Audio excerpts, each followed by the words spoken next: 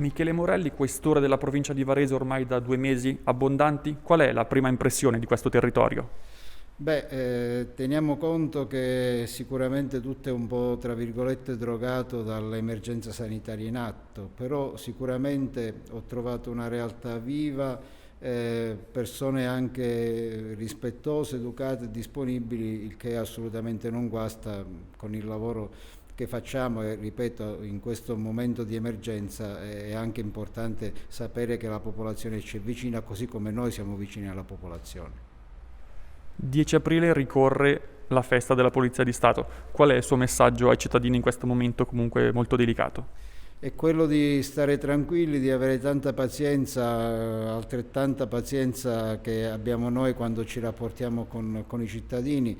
Adesso insomma, si spera che le vaccinazioni aumentino sempre di più, insomma, io sono fiducioso che l'estate ci porterà delle belle novità, siamo fiduciosi, guardiamo al futuro con ottimismo e abbiamo solo abbiate un po' di pazienza ancora.